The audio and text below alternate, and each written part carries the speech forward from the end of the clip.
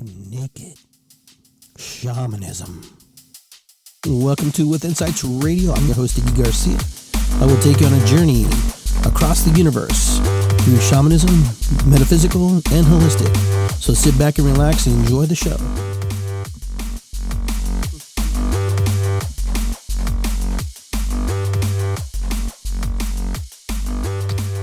Welcome to Iggy Garcia Live, everybody. I'm Iggy Garcia, and just want to say hi to everyone. Hope everybody's doing well.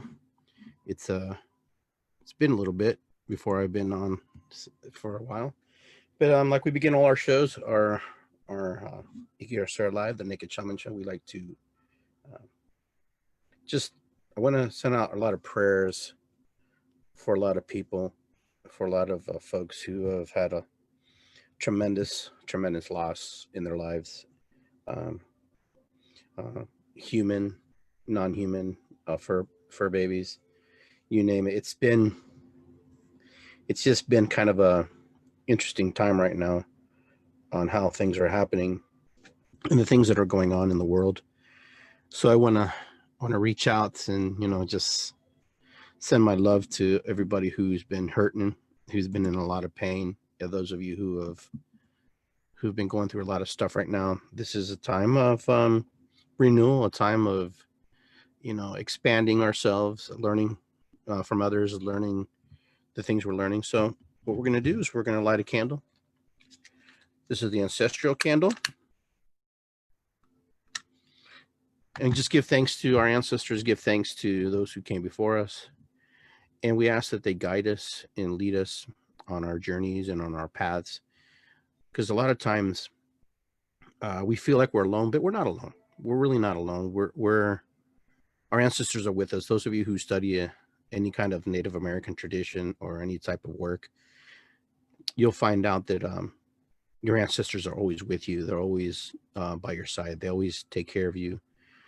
They don't really interfere per se, but they support you, and they hold energetic energy for you to feel, energy for you to experience. So that's kind of how they help you along. So this candle's for my mom, my dad, and everybody who helped get me to this point in time. I'm here because of that work and that dedication, and that love, because it's love, regardless of if you're angry at people in your past, your mom or your dad. I have to be grateful and thankful for their gift of their union, even if it was a brief moment in time. I'm here because of that. And, some people are grateful for being here and some people are not. Some people are still trying to work their way through that. And that's okay. That's fine. But I also want to raise this candle to my friend, Jody Sandoval, who passed away the other day. And for my friend, Adriana's dog, who passed away. I didn't get to do a show. And I want to pray for David's mother, who passed away. I want to pray for everybody who's lost somebody here recently. And I know there's countless people online who have posted things and they lost loved ones and people in their life who are important to them. So, we just hold that candle and give thanks. We also light our sage, burn our sage, cleanse the space, cleanse the area. That way we can get some energy flowing through here in a nice positive way. This candle will be lit the whole time while we're on the show.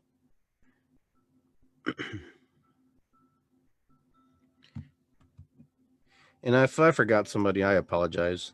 There's, it's like everybody. We have a lot of things on our mind, things that are happening. So cleanse the space, cleanse my area, cleanse the airwaves. There we go. Feels good.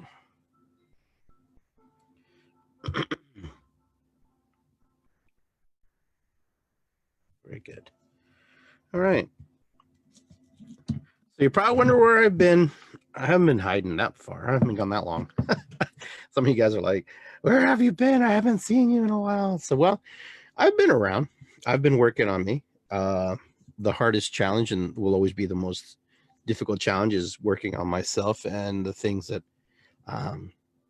move me and the things that get me in alignment.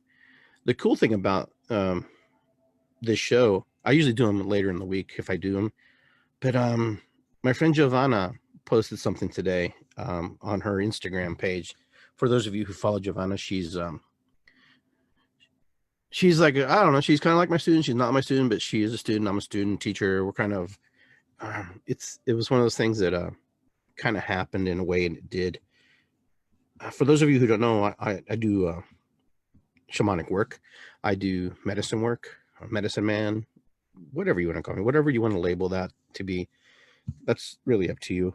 That's not my decision. But regardless, the point of this, why I'm bringing this up, is she puts a nice little plug for me, a nice little blurb about her path and how she got on the path, and why she found how she found her way. And this is a high schooler. For those of you who don't know Giovanna, she's not a high schooler anymore, but she was a high schooler when I met her. And she was very curious and very ambitious and really wanted to learn something. She wanted to learn something to do either with shamanism, Wicca, whatever, you name it. She was a student. I had several students at the time that were kind of on that similar path. And it's funny to work with somebody like myself. Most people who do the medicine work, we give you tasks, and spirit kind of gives you the message. You follow the smoke, and the smoke leads you someplace. And so her journey and this other person's journey, who is also, you probably know her, Allison, her friend Allison. All these people, all these folks were searchers. They were seekers. They were people who were seeking more knowledge. They were seeking more deeper meaning of what life meant and what it was going to give that to them. So the cool thing was, when she came to me, she was in high school, so you have to be very careful, number one. And I always meet everybody in public spaces before I do any kind of interaction work with anybody. Don't bring them to my home or my office or anything like that. So what I try to do is I try to meet people where they feel comfortable, where they feel safe, where they don't feel, like they're not in control. So we met at Starbucks, and here's this young girl, and she brought her mom. She asked me if she could bring her mom. So I said, of course, absolutely, yes. I actually encouraged that she brought her to bring her mom, because I'm here working with a minor, number one, and this minor, I don't know who she is, and I want to make sure she's okay, and I want her to feel safe. And her mom came along, and her mom had questions for me as much as she had questions. And the questions were just like anybody would ask, what is this? What is that? And, I just talked to her about learning many things versus just learning one thing. And, most people who come to me have already learned things, and they've already have some kind of foundation, either through Reiki or some type of practice, some type of metaphysical work, holistic work, massage therapy, reflexology, trainers, doctors, psychologists. I work with everybody. So here's this young person with, ready to, her mind to expand and ready to grow. And I'm thinking to myself, okay, is she supposed to work and learn from me in a capacity that how I usually teach people, or is she supposed to learn in a different way? And I kind of answered my own question. She was supposed to learn in a different way. Now, she'd come to many of things, and so did her other friends, but her journey was a little different. Her journey was, and both these girls, I told them, I said, hey, you know what? I'm not really supposed to be, per se, your teacher in a way that, I'm teaching you, hands-on or whatever. It's more like you have to go out and explore all the other things first. So I sent them out into into the world, onto this path, to discover it all, to go out and just be and see what called to them versus what I had in my bag of things. And so they went on this journey, and of course those journeys go different directions. Everybody who's on this path follows their own individual smoke, their own calling, their own, and wherever they went. So now, coming back to 2020, I get this nice little plug from my friend Giovanna, and she's talking about how she I helped her along the path, and that I didn't want to be her mentor, but I was an indirect mentor. It was more like, go out, seek what you're looking for, look at it all. It just felt like her spirit and her soul, that's what it needed, versus me locking her down in things that I do, because there was a lot to do.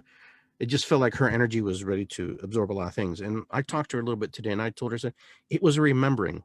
It was, for her, it was more of a remembering versus really learning other applications. But you do learn, you don't stop learning. But it was more of a remembering for her. It was like, you have to go and just explore the world. You're young, there's a lot to see. Find what you truly are looking for, because you know what, it may look like what you want, but it may not be. And you know what, she did that. And she created her own magic, because what I call it, like I told you guys, everybody has their own magic. She created her own medicine. And that's what you try to do when you do this work. We're medicine workers, we're healers, we're people who deal with feelings, emotions, our own personal feelings and emotions, things that move us. So she went out to the world and she discovered and rediscovered things that she already knew, things that she didn't know, met people she probably would not have met, if she was on a different path. Who knows? It's hard to say. But it's a beautiful path. It's a beautiful journey to explore and watch what developed from her. And she does amazing work, and I highly recommend you guys reach out to her. Some of you know her, Giovanna. So she went out and she did her thing. She listened, she heard the calling, because I've done this with many other people, and they don't also necessarily hear the calling. And when that call calls you, you can't escape it. It's one of those. That's how you know it's real. That's how you know it's a true calling. When it's in your blood, it's in your system, and when you go to bed and you're still thinking about it, and you wake up, and it just, without it, it's not life. It's ingrained in you. It's like breathing. You have to know, because when we deal, and she calls me when she needs answers and questions. So I've been a different type of mentor for her, and she's been a mentor for me too as well. The thing is, the illusion is that I'm the teacher and that she's the student, but the true reality is that she is actually as much a teacher as she is a student. So there's a symbiotic relationship between that, and there's something that happens, and there's something that grows in a different way. And I'm very grateful that she had the courage and she had the spirit to step out of her comfort zone, to explore the aspects of what it meant to be a healer, the aspects to me it meant to be a medicine person, somebody who wanted to be different and step outside the norm of what society and realities create and think that we should be.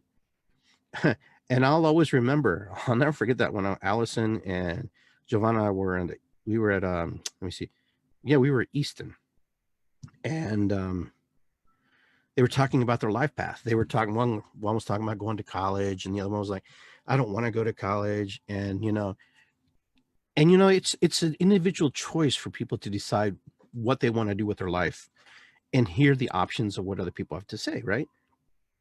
And they were counseling and seeking counsel through me, and I didn't pressure them, and I just told them, the paths are different for everybody. Not everybody has the opportunities to just be and go there when they have to be there.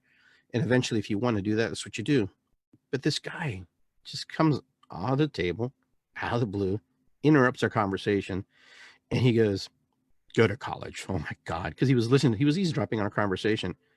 And I was like, didn't say anything. I was like, people project onto people the things that they think that other people need, versus, having compassion, understanding, and listening to what these people are actually telling you.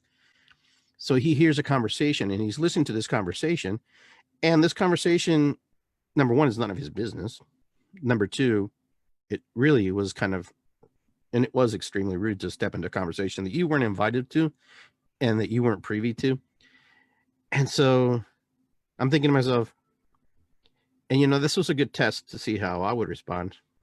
There was nothing to respond. It was just to smile, look away, and, you know, continue our conversation. What was the point of combating and arguing with this guy? He already had his opinions and his beliefs of what he thinks and how he thinks he can how people should navigate the world. But the world, not everybody's born. Not everybody's born to do the work of the healer, work of the medicine person, the medicine man, the medicine woman. Not everybody's called to it. Because if it was true, everybody would be that. You know, so for those of us who are lost, you know, in the valleys and lost in the mountains and lost in the deserts, we take the roads of, you know, that we feel more comfortable in, the roads that other people have laid before us. But there are a few exceptions. There are people who come to this world who don't fit that mold, who don't fit that reality, who are not comfortable with what life is presenting to them. Where they have to work hard. It doesn't matter what you do. You're going to have to work hard at everything. You're going to have to be smart to navigate life, period. College or no college. I'm not putting down one or the other, regardless. But when you do the metaphysical work, the holistic work, it's a different type of spirit. It's a different type of calling. It's not easy because there's multifaceted layers to it. There's so many things that play out in being a medicine person that you wouldn't even imagine would even present itself, but it does. It blows your mind. The things that you hear, the things that you learn, the things that you have to help other people with, you know. It just amazes me.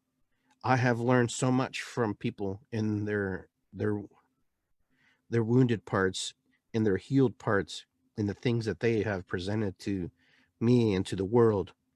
And, you know, if the world would just listen sometimes versus giving its 2 cents, versus saying, well, this is the way it is, you know, this is how you do it, this is how I did it. Not everybody's designed to be like everybody. There are people who will step out of the pack, and the pack will look at them as weird, odd, strange. Really, who cares, you know? But it takes a while to say that, to say, I don't care. Whatever, buddy. You know, it takes time, because a lot of it is, as you're learning, as you're progressing as this medicine person, you're acquiring new skills. It's another type of college. It's another type of learning. It's another type of indoctrination. You know, it's another type of degree, if you want to call it, if that's important to you.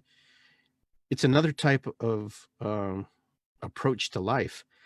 I can't tell you how many people come to me after they've gone to doctors, okay, and they can't figure it out. And those of you who are online, who are healers, probably have very similar stories, you know, where people come to you after they've exhausted all hope. Now, are we going to save everybody, help them get to the place they need to be? No, it won't happen. It won't happen because not everybody has the belief that it will. And then sometimes the physical body is too much in damage. Everything's fixable. There's higher purpose, there's beliefs, but we also have a place where it's time for us to move on to the next incarnation, the next existence. You know, everybody has their own views of what that looks like, but we're all in preparation. It's kind of like being in the fetus inside the mother's womb. You're always, each week and each day, you're progressing and you're changing and you're evolving and you're manifesting and creating. You know, there's a chemical aspect, there's a physical aspect, there's all the things. It's just like life is the same way. We're inside this big sphere, which is called Mother Earth, and inside of it, we're tested. Inside of it, we're moved. Inside of it, there's little things that are happening to us. There are things that are chemically affecting us. There are people who affect us. There are environments that affect us. There's weather conditions that affect us. There's all kinds of multitude of things. But inside the mother's womb, your mother, the one who birthed you, there is a multitude of things that happen to you.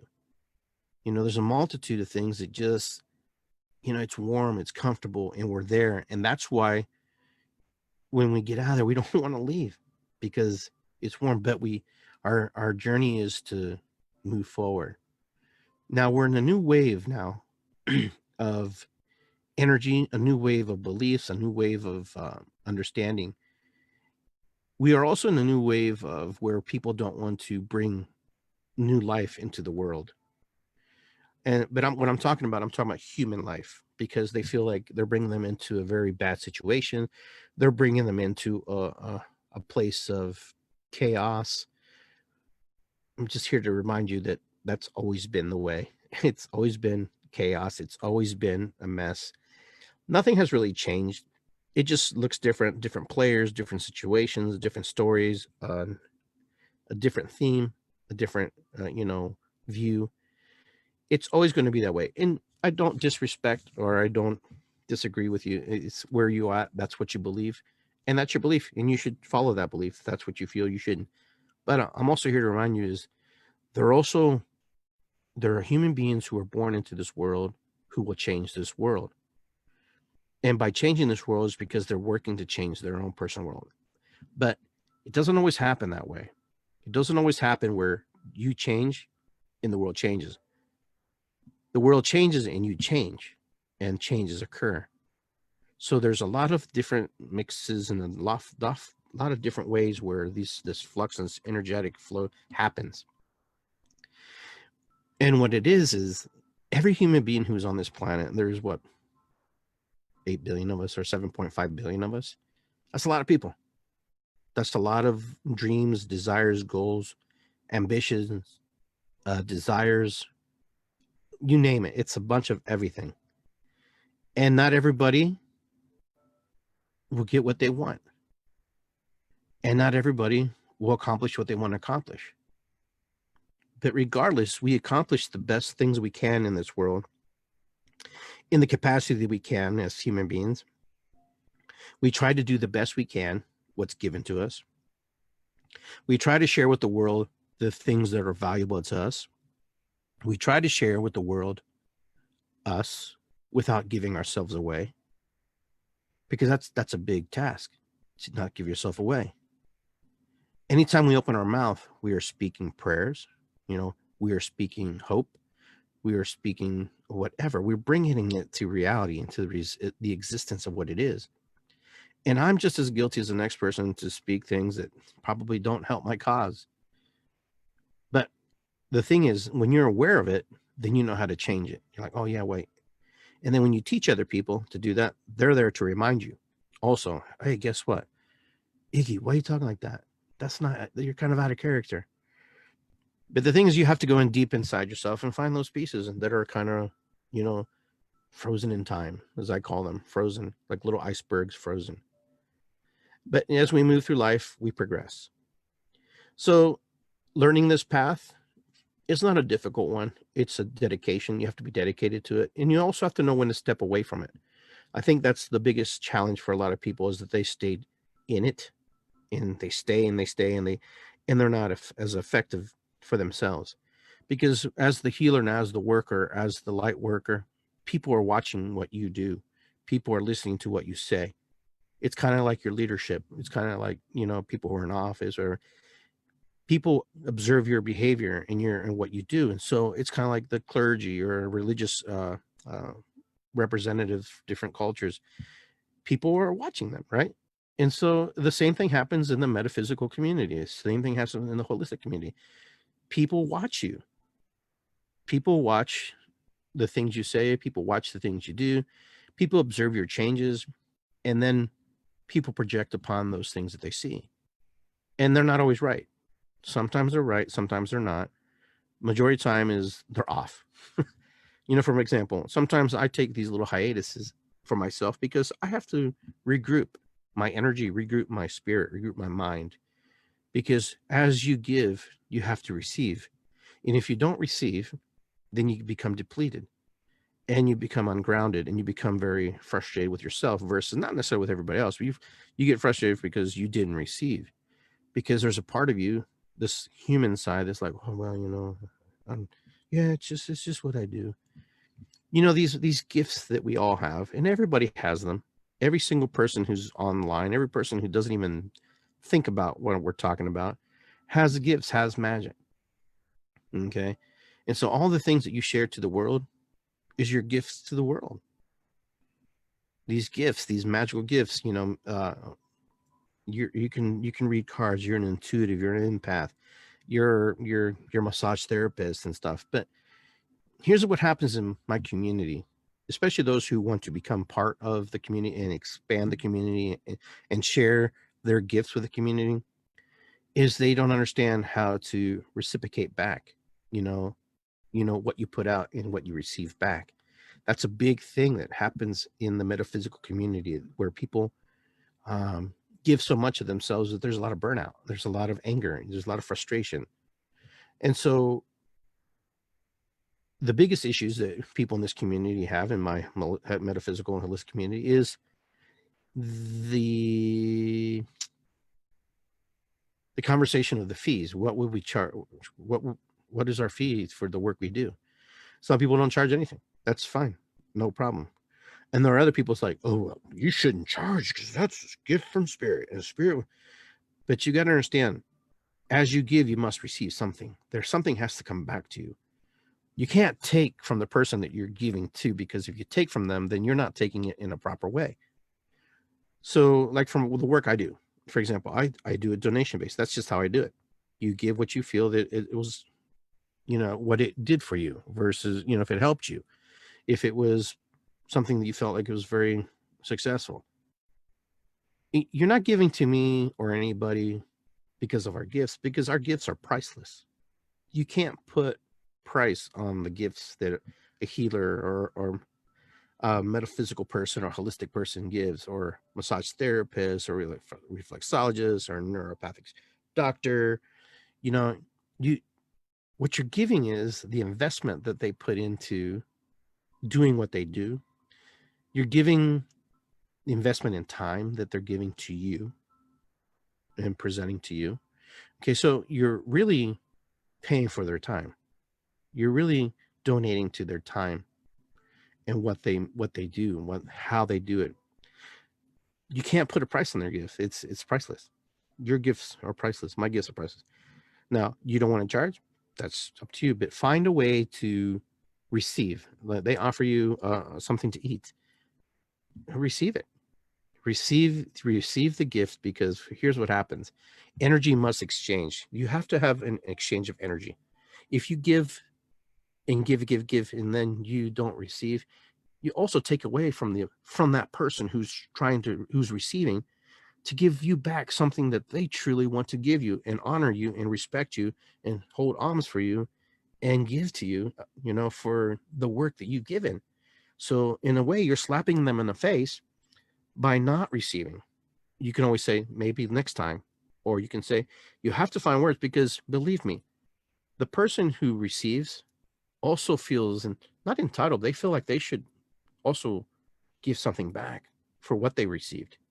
It's like going to the gas station. You pump in the gas, right? Well, they expect you to pay for it, right? Why? Because that's just how it works. It's energy exchange. Gas exchange for dollars. Dollars means gas. Same way.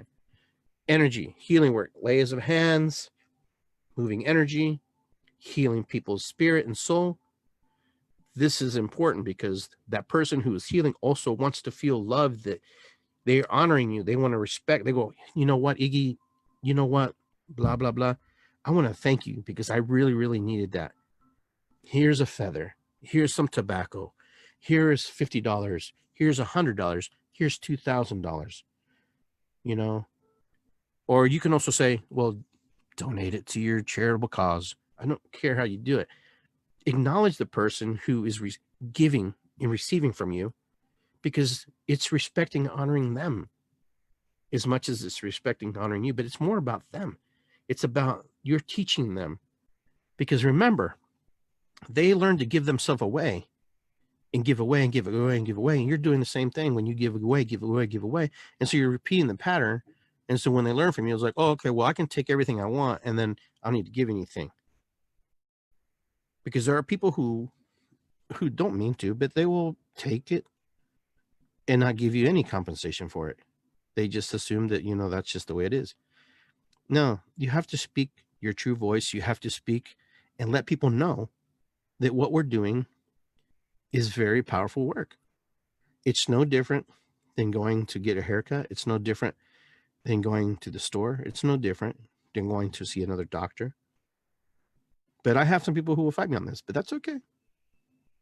I just know that the honorable thing, the energetic exchange thing is very powerful thing in this work, in the medicine man's work. All right. So that's very important. The medicine person also feels a little empty too, if there's not at least a word of thanks, a word of, but we also feel and we see what the outcome that happens too. But there's always an exchange, and there's always verbal communication. Okay, I'll get you next time, blah, blah, blah, whatever. There has to be a connection.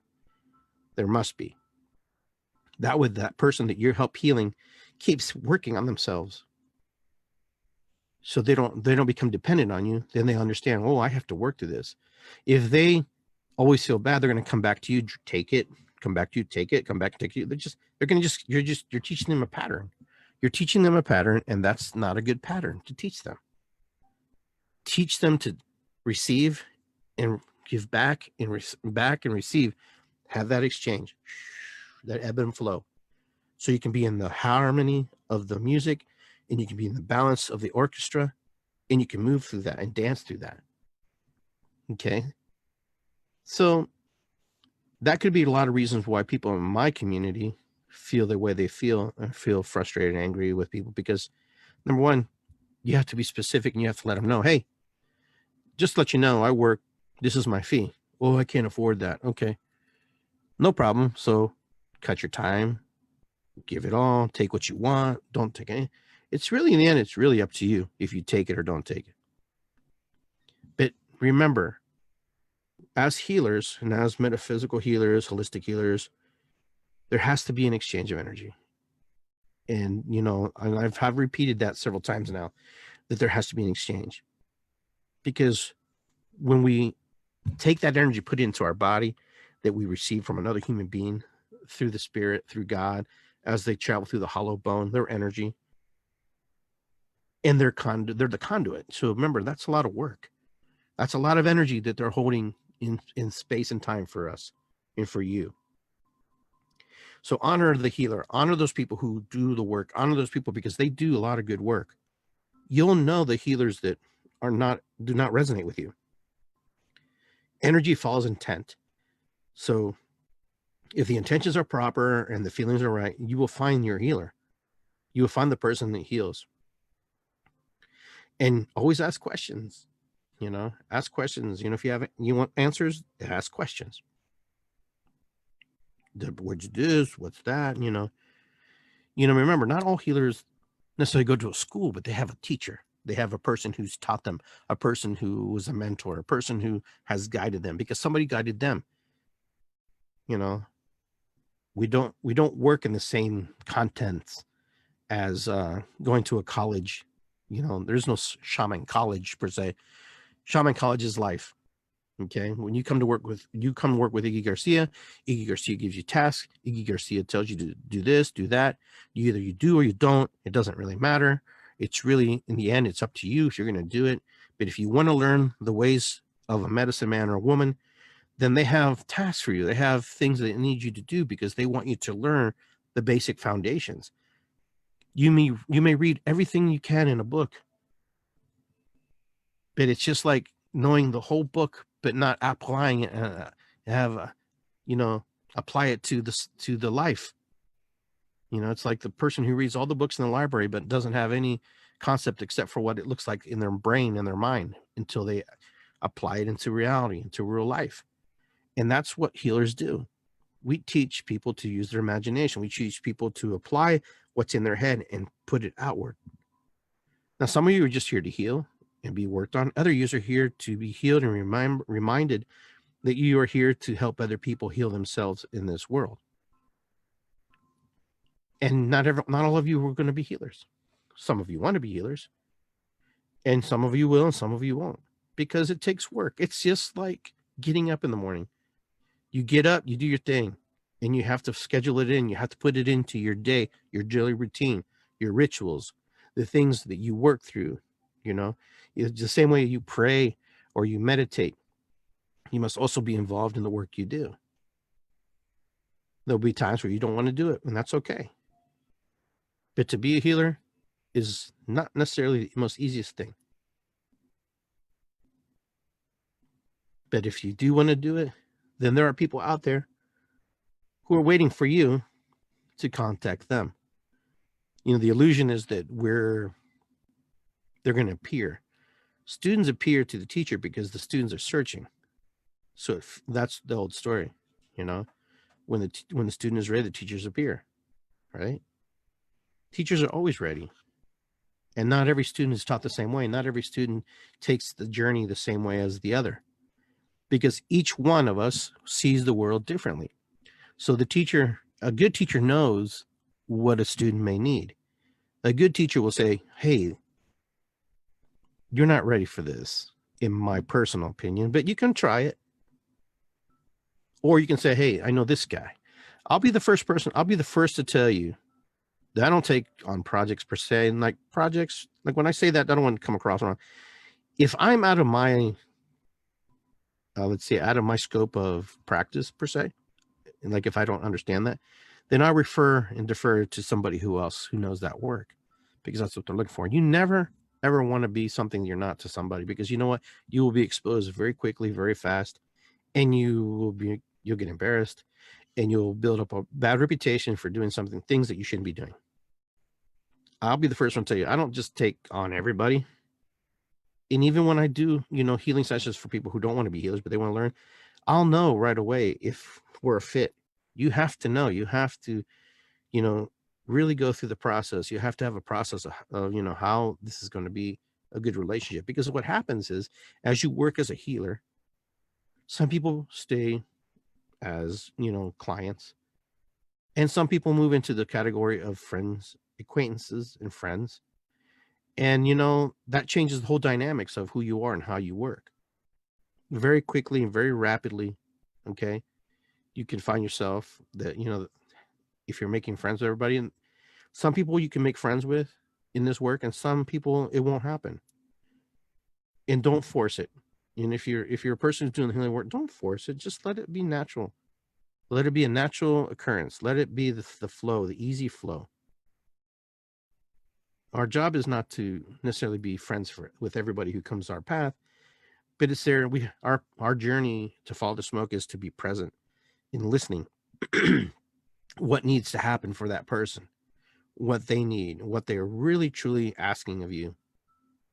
Okay, because it's a journey of many steps, but every step starts with one step.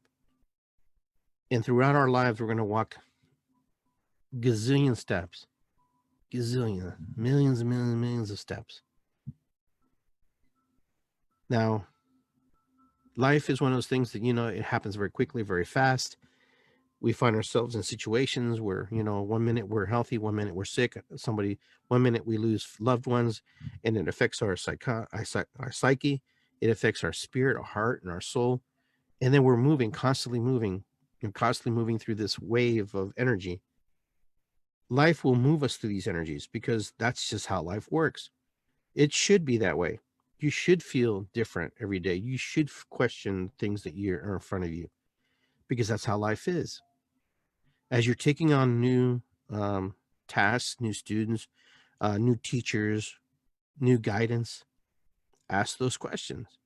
And remember, if you're the teacher, a lot of your students are going to be put on different tasks. A lot of them are going to be sent out to the world to explore, and a lot of them are going to work close to you. A lot of them are going to be, right up into the grains between working with you and other people, and questioning the two and different varieties of things. They will read things, they will learn things, but that's what they're supposed to do. That's what you want them to do. You want them to be curious. You want the people that you're teaching to be curious. You want them to know that there's a lot out there. And the ones who will work with you will always come back and flow back to you. And you'll flow back to them, because that's just how it's supposed to be.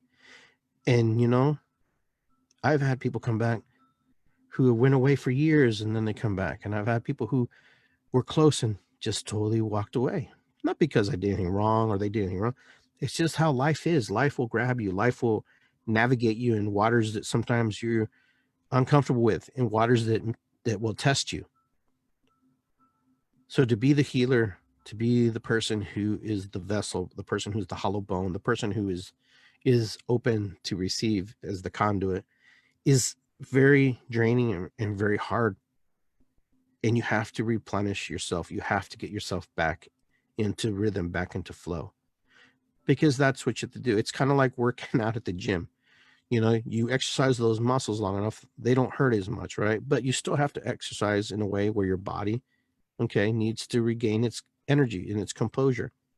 The metaphysical life is no different. I hear people say, oh, I'm so energized, blah, blah, blah. You know, and that's good. But remember, even if you feel energized, take time for yourself. Take a moment to reflect.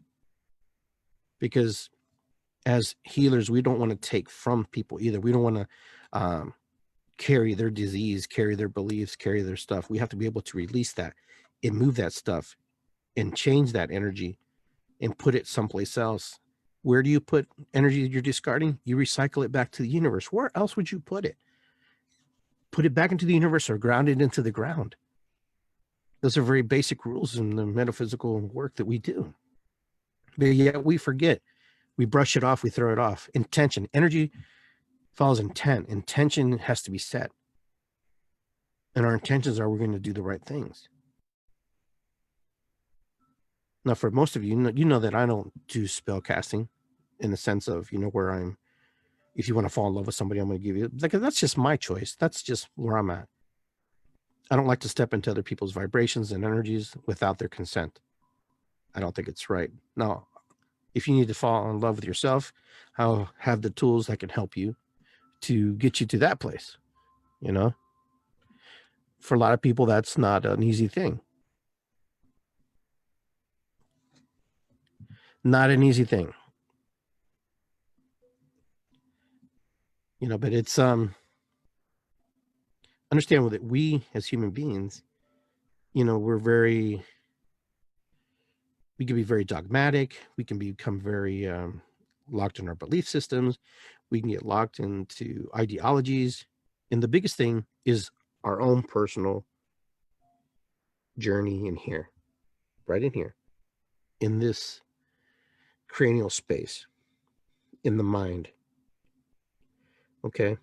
Everything that we experience is channeled back in here, channeled back into where? The brain. It's channeled back in here. The brain has never seen light. It has no idea what light looks like. It can only interpret, okay? And it was only what that brain takes those energy and those vibrations and those waves, those sound waves, and translates it. Okay, it translates it. Just like we do. Our biggest battle is here. It all starts in the mind. Everything that you think about, everything that you believe, and everything that you've heard, and everything that you project upon, everything gets filtered back into here. So you either believe me or you don't believe me. It doesn't matter, because my mind will tell me what I need to believe, regardless of what your mind's telling you. Okay. But I know that everything that I'm chemically producing is in here. So whatever I'm producing here is manifesting outward, physically, spiritually, and emotionally in my body. Why? Because that's just how it is. It's been proven scientifically. Is this what I sound like? This is my interpretation of what I sound like versus did I really sound like this? Is this light before me? That's my interpretation of what light looks like to me. This is what my imagination has created.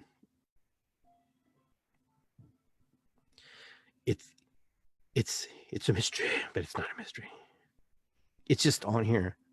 Imagination is the most powerful thing you ever have. Albert Einstein even said that, you know, imagination is more powerful than anything. Because when the thought, you could travel faster than the speed of light with just the thought. You can be someplace else. You can be in a story. You can be in a book. You can be inside your head and lost. And then you can be inside your head and found.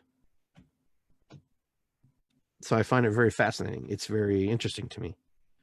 all these things that can happen to us as human beings. You know, the human psyche is a powerful thing. But, you know, along the way, things happen to our brain, also happen to our head, happen to our mind. There are things that, you know, we could become damaged, misconstrued, or we can be born like that. The mind is so powerful that we don't even know all the answers to a lot of the questions that we are seeking about what's inside here. Science can't understand why somebody can heal and why another one can die. Because inside the head, we create and we never stop creating. And you know, some of you, if you've ever seen, there's a Star Trek episode, and I forget the name now, it came too fast, but it was about the brain. There's these brains inside of jars, and they were controlling the world, and they were controlling everything, how it looked. And it's kind of like that. So are we brain? Are we physical body? Are we spirit? You know, these are some questions. Are we all of it? Maybe, maybe not. But there is a matrix, and the matrix is here. The matrix sits inside your skull. Right inside there, inside floating around in there, is the matrix of your personal universe, the matrix of your realities, the matrix of whatever you feel and however you create the world. That matrix is here. And everybody has a different matrix. And sometimes our matrices line up and sometimes they don't. But regardless, the matrix of our mind is a true existence. Even the indigenous people of the world know that the mind is a powerful place. And that's why they would meditate. That's why they would try to release the DMT in their bodies so they can find that space, they could find the answers and the questions to the things, because they knew inside the head, inside of this brain, inside here, we have answers to the universe. We have answers to ourselves that are deep.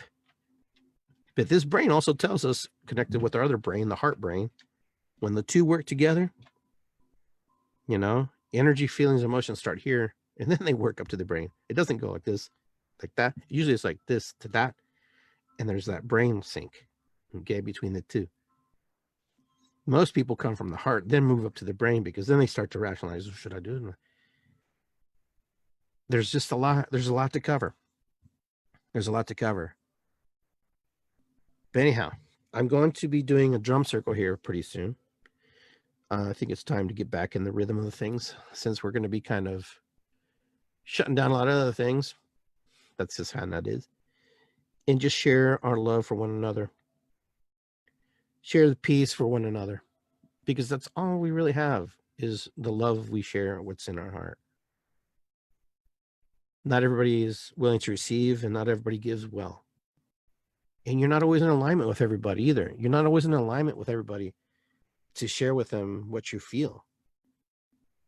So if you're not in alignment, let people know too, hey, you know, it's nothing against you. It's just I'm not in alignment right now with you or the feelings or the emotions. We try sometimes too much to force upon other people things that we don't really need to force upon them. I'm not saying if you don't dislike somebody, you should tell them. But if you're not in alignment with somebody, just say, hey, you know what? Right now, I'm not in alignment with you. It's just, it has nothing to do that they don't like you. It's just right now, I'm not in alignment with me and the things that I believe about how I'm projecting onto the world, how I'm projecting onto you or everybody else. It's so hard for people to get that because everybody takes it so personal when they think that somebody else is mad at them or whatever.